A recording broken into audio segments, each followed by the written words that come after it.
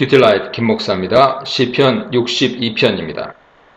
신뢰, 그리고 침묵, 외침, 시선에 대해 묵상해 보시기 바랍니다. 62편 표제에서 핵심이 되는 부분은 여두둔에 따라 라는 표현입니다. 여두둔은 찬양대 지휘자 이름인 동시에 찬양 혹은 죄의 고백을 뜻하는 의미를 지닙니다. 62편 핵심 주제는 하나님 앞에 자신의 모습을 돌아보면서 하나님이 어떤 분이신지 고백하는 데 있습니다. 이 시편의 주인공은 하나님이십니다. 시편 62편은 시편 기자가 하나님을 잠잠히 바라보는 이미지로 시작합니다. 다윗이 침묵하는 이유는 오직 하나님께 있습니다. 왜 침묵하는 것일까요?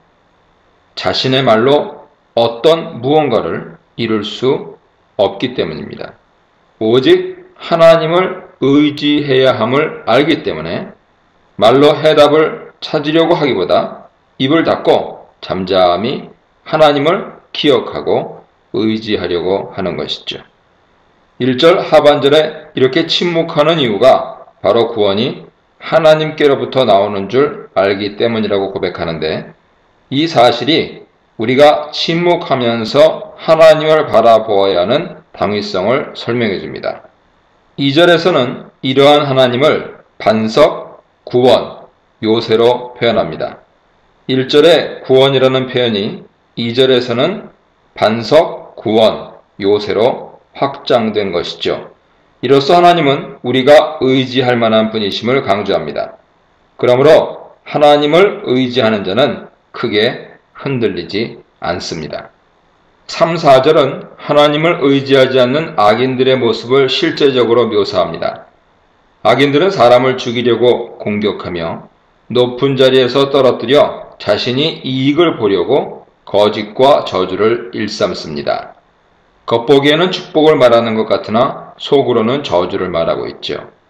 3, 4절에 묘사된 악인의 특징은 잘못된 말을 일삼는다는 것입니다. 의인은 입을 굳게 다물고 하나님 앞에서 침묵하나 악인들은 잘못된 말을 마구 뱉어내죠.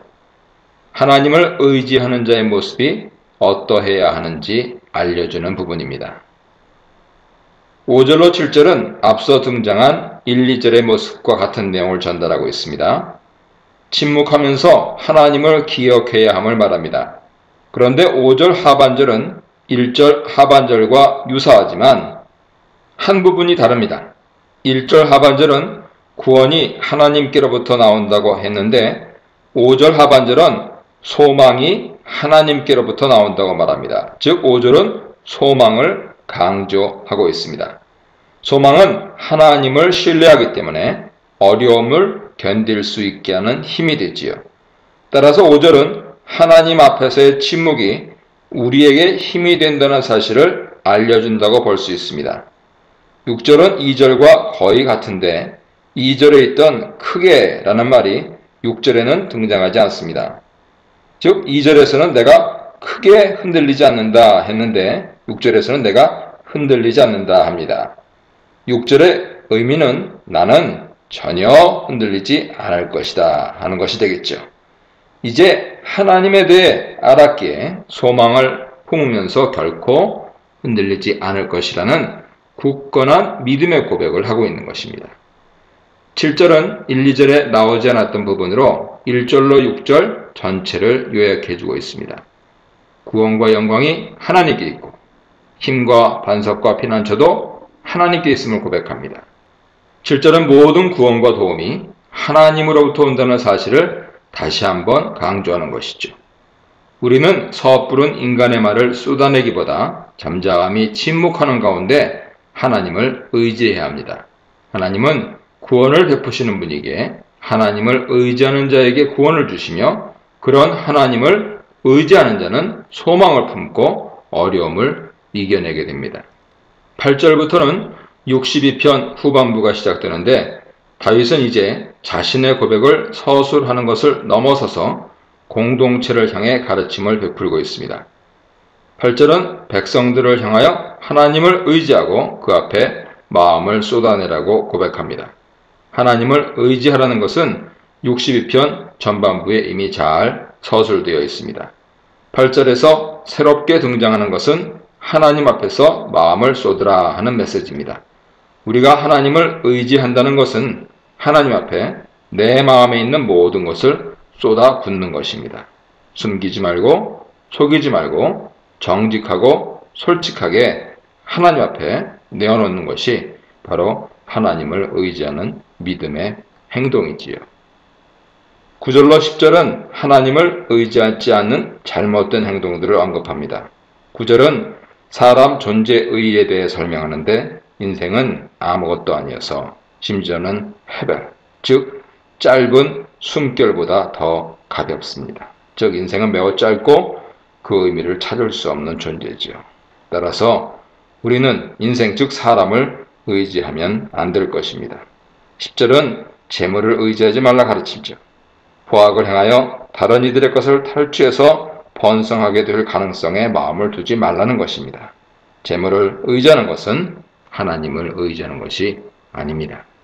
10절로 12절에서 다윗은 우리가 하나님만을 의지해야 하며 인생이나 재물을 의지해서는 안 되는 이유를 정확하게 알려줍니다.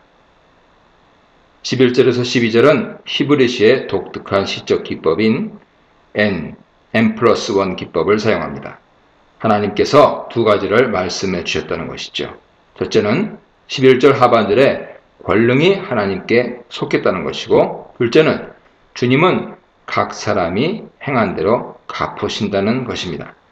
히브리시의 N+1에서는 대부분의 경우 마지막에 등장하는 내용이 더 중요합니다. 즉 11절, 12절에서는 각 사람이 행한 대로 갚으시는 하나님이라는 내용이 핵심인 것이죠. 차례대로 생각해 보겠습니다. 11절에서는 하나님 권능을 언급합니다. 하나님은 능력이 있으셔서 자신을 의지하는 자들을 구원하시고 악인들을 심판하십니다. 그렇다면 그런 능력은 어떻게 행하여야 되는 것일까요? 그 내용이 바로 12절에 등장하는 것이죠. 하나님은 각 사람이 행한 대로 갚으십니다. 사람을 의지하면 그 사람이 숨결보다 가벼운 존재임을 우리 삶의 현장을 통해 보여주실 것이고, 재물을 의지하려 하면 그 재물은 마음둘 존재가 아님을 알려주실 것입니다. 하지만 우리가 하나님만을 의지하고 그분 앞에 마음을 쏟으려고 한다면 하나님만이 우리의 구원과 소망이 되시는 분임을 알려주실 것입니다. 이렇게 하나님을 의지하는 자들에게 구원과 소망을 베푸시는 분을 12절은 인자하신 하나님이라고 부릅니다. 주님 앞에서 마음을 쏟아내면서 다른 그 어떤 것도 의지하지 않으며 오직 하나님을 바란다면 인자하신 주님은 우리에게 구원과 소망을 베풀어 주실 것입니다. 큐티라이프 김목사입니다. 시편 63편입니다. 광야에서 앙모하는 찬송 드리는 기억하는 하나님에 대해 묵상해 보시기 바랍니다. 다윗은 하나님이 자신의 하나님이심을 고백하면서 시를 시작합니다. 하나님과의 관계가 기도의 시작점인 것이죠. 그렇다면 다윗과 하나님 관계는 어떤 관계입니까? 우리가 시편 63편에서 찾아내야 할 주제가 바로 그것입니다. 다윗은 물이 없어서 마르고 지치는 땅에서 하나님을 갈망한다 묘사합니다.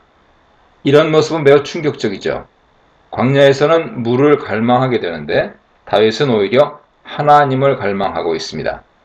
광야에서 생명을 유지하는 방법은 물을 찾는 것이 아니라 오히려 하나님을 찾고 그분을 사모하는 것임을 말하고 있습니다. 어떻게 이런 신앙이 가능할까요?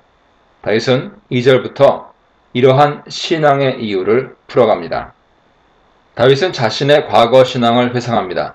비록 지금은 광야에서 원수에게 쫓기고 있으나 과거에 자신과 함께 하셨던 주님이 지금도 자신과 함께 하심을 믿고 기대하는 것이죠.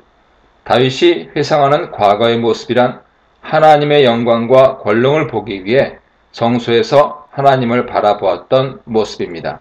즉 예루살렘에서 제사를 통해 하나님께 예배 드리던 모습인 것이죠. 이렇게 과거에 하나님께 제사로 예배드리던 모습을 회상하면서 다윗은 매우 중요한 한 단어를 떠올립니다. 바로 하나님의 헤세드, 인자하심입니다. 인자하심은 사무엘하 7장 8절 이하에 나오는 다윗 언약의 결론부 단어입니다.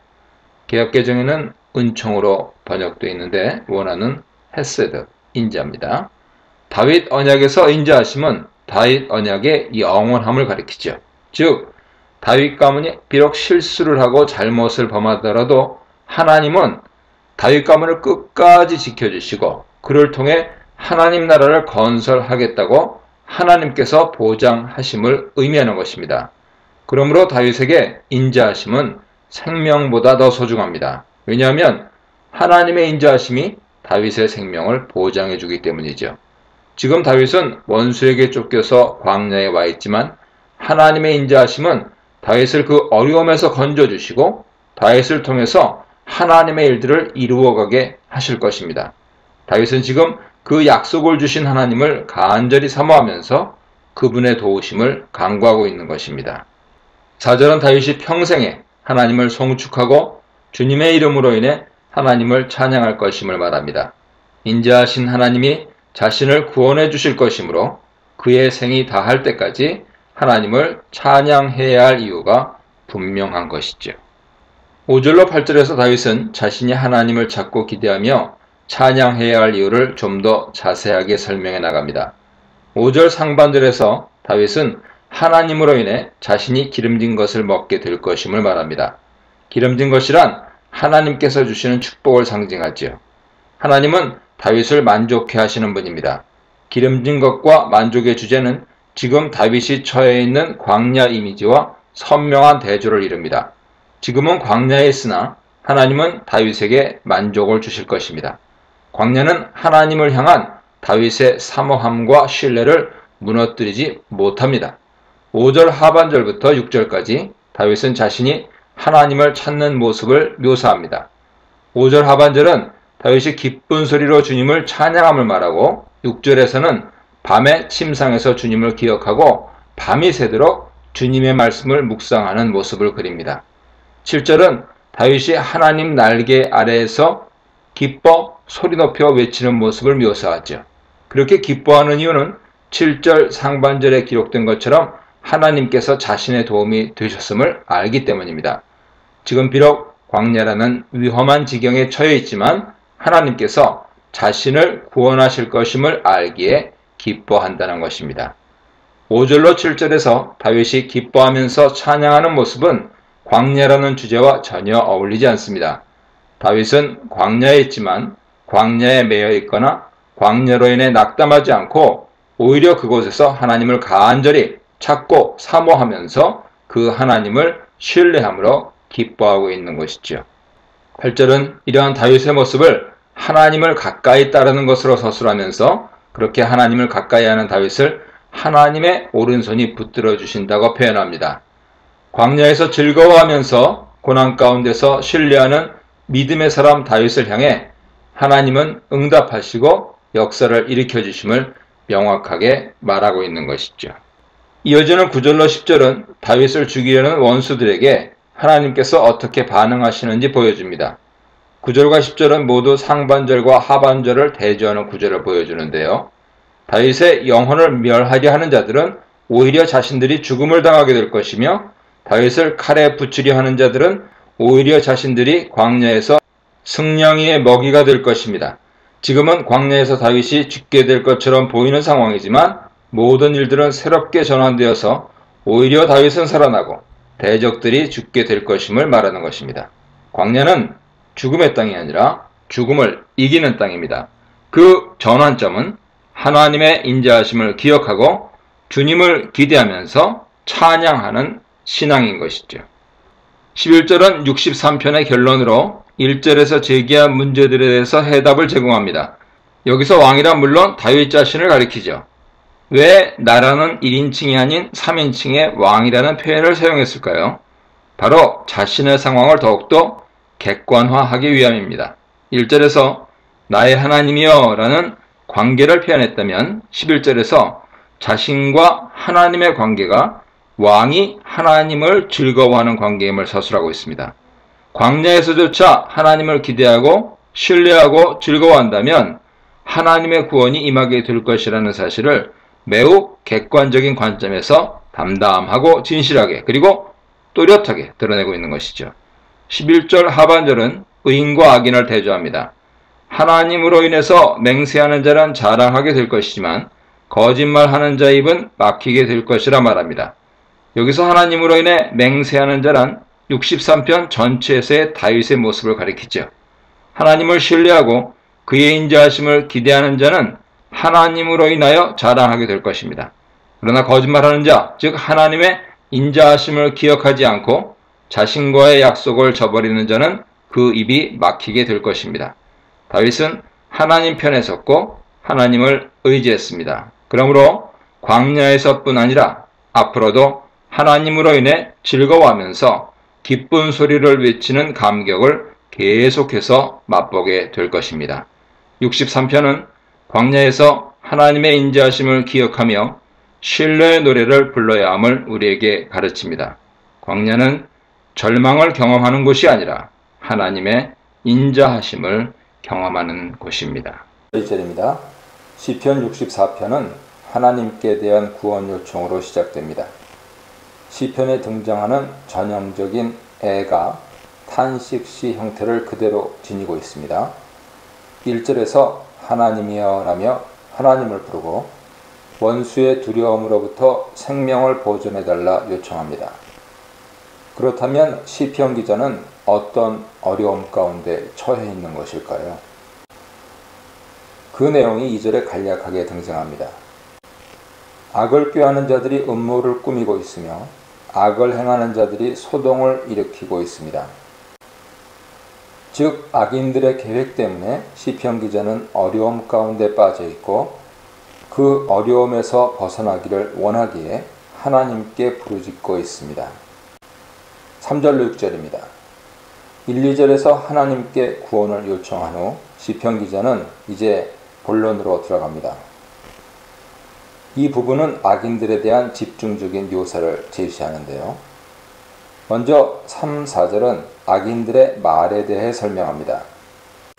3절은 악인들이 입으로 펼쳐내는 언사가 칼과 같고 화살과 같다고 표현합니다. 칼과 화살은 전쟁에서 사용되는 무기이며 다른 이들을 죽이기 위한 목적으로 이용되죠. 따라서 악인들이 칼과 화살과 같은 말을 한다는 것은 곧 악인들이 의인들을 죽이기 위한 말을 한다는 뜻입니다. 4절은 여기서 조금 더 나아갑니다. 악인들은 그 독하고 악한 말을 칼과 화살과 같이 사용하되 숨은 곳에서 갑자기 자신의 길을 올바로 가고 있는 사람을 겨냥해서 쏩니다. 즉 악인들이 하는 말은 의인들이 예상치 못한 순간에 의인들을 억울하게 무너뜨리기 위해 하는 악한 말들입니다. 그러나 정작 자신들은 그 일에 대해 조금도 두려움을 갖지 않고 있습니다. 자기 자신이 그 일로 인해 어떤 결과를 맞게 될지 전혀 알지 못하기 때문이죠. 4절에서 두려워하지 않는다는 말은 언뜻 보기에 잘 이해가 되지 않지만 7절 이하에 내려가면 명확하게 이해될 것입니다. 5, 6절은 악인들에 대한 묘사를 이어갑니다. 3, 4절이 악인들의 말에 대해 언급했다면 5, 6절은 그런 악한 말을 하고 있는 악인들의 속마음이 어떠한지 좀 더 자세하게 설명하죠. 5절에서는 악인들이 악한 목적으로 서로를 격려한다고 말합니다. 여기서 격려한다는 말은 강하게 한다는 뜻입니다. 악한 목적으로 서로를 강하게 붙들어 준다는 것이죠. 어불성설이지만 이것이 악인들의 정체입니다. 악한 일을 위해 서로 힘을 합치고 뭉치는 것이 바로 악인들의 모습이죠. 그들이 이렇게 한마음으로 하려고 하는 일은 몰래 올무를 놓는 일입니다. 원어를 보면 올무들을 놓는다 하는 복수 형태를 사용합니다. 즉 길을 올바로 잘 가고 있는 자들을 넘어지게 하려고 올무를 여러 개 놓고 있는 것이죠. 그러면서도 누가 이것들을 보리요 하면서 의인들이 올무를 보지 못하여 그 올무에 걸려 넘어지게 될 것을 기대하고 있습니다. 이런 악인들의 속마음은 6절에 더 상세하게 묘사되어 있죠. 악인들은 악한 계획을 꾸며내면서 스스로 말하기를 우리가 묘책을 찾았다 기뻐합니다. 이러한 악인들의 행태를 향해 시편 기자는 사람의 속뜻과 마음이 깊다 하며 한탄합니다. 사람의 마음은 깊은 곳까지 죄악으로 물들어 있기에 자신 안에서 일어나는 악한 역사와 죄에 물든 생각을 분별하지 못하는 것이죠. 7절로 9절입니다. 7절부터는 3절, 6절에서 언급한 악인들이 어떤 최종적 결과를 맞이하게 되는지 설명합니다. 7절에서는 하나님께서 악인들에게 심판 내리심을 말합니다. 하나님이 그들을 화살로 쏘신다고 묘사합니다. 여기서 화살로 쏜다는 표현은 다름 아닌 4절에서 악인들을 묘사하기 위해 사용했던 표현과 동일합니다. 어떤 의미입니까? 악인들은 의인들을 악한 말이라는 화살로 쏘아 넘어뜨리려 했으나 정작 화살을 맞아 넘어지게 되는 자들은 다름 아닌 악인들 자신이라는 의미죠. 그리고 그렇게 악인들을 향해서 화살을 쏘시는 분은 심판주이신 하나님이십니다. 8절은 이러한 악인들이 맞게 되는 멸망이 바로 자신들의 악함의 결과라는 사실을 집중 강조합니다. 그들이 엎드러지나니 라는 말은 그들이 그를 엎드러지게 하나니라는 뜻으로 악인들이 스스로를 엎어지게 만든다는 뜻입니다. 그리고 악인들의 혀는 그 자신들에게 임하게 되죠. 3, 4절에서 의인을 상하게 하려고 악한 말을 꾸며냈는데 그 악한 말이 악인들 자신에게 임하게 된다는 것입니다. 그리하여 악인들을 보는 자들이 다 머리를 흔들게 될 것입니다. 여기서 머리를 흔든다는 말은 악인들이 받는 형벌을 보고 만족스러워하거나 혹은 그 형벌로 인해 놀라게 된다는 의미죠. 혹은 악인들이 받는 벌을 보고 놀라서 도망하게 된다는 의미입니다. 악인들의 계획은 의인을 넘어뜨릴 줄 예상되었으나 놀랍게도 악인들 자신에게 그대로 임하게 되는 것이죠. 9절은 이러한 모든 일로 인해 사람들이 두려워하게 될 것임을 말합니다. 앞서 4절에서 악인들은 온전한 의인들을 향해 화살을 쏘면서도 두려워하지 않았습니다. 하나님을 두려워하지 않는 잘못된 길을 선택한 것이죠. 그런데 이제 그런 악인들이 맞는 종말을 보면서 사람들은 하나님을 두려워하게 되었습니다. 하나님께서 악인들의 악을 그 악인들에게 갚으신 것을 보면서 하나님의 살아계심과 공의로우심을 깨닫게 되었기 때문이죠. 그래서 사람들은 하나님의 일을 선포하고 하나님이 하신 일들을 깊이 생각하게 됩니다.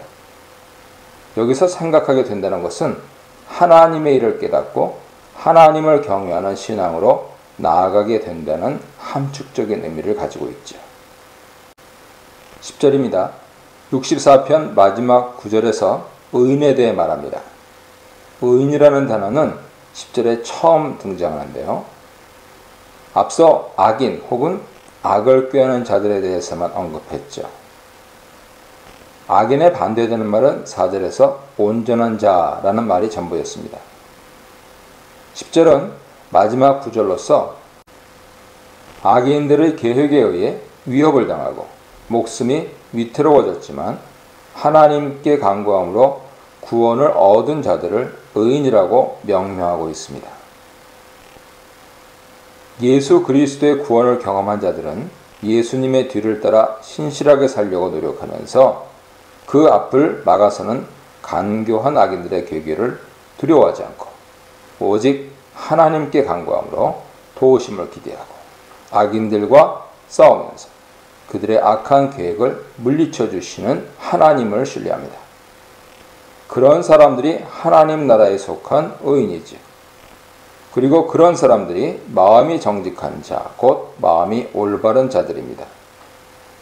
우리는 신앙생활 속에서 악인들의 계획을 만나게 될 때 64편의 가르침을 따라 하나님께 간구하면서 의로우신 하나님의 역사가 나타나 악인들의 악함을 물리쳐 주시고 의인들에게 은혜를 베풀어 주실 것임을 믿으며 담대한 신앙으로 살아나가야 할 것입니다. 이 문단에서는 정직한 탄식, 구원의 길, 화살같이 독한 말, 멸망의 길, 하나님의 화살, 심판의 길에 대해 묵상해 보시기 바랍니다.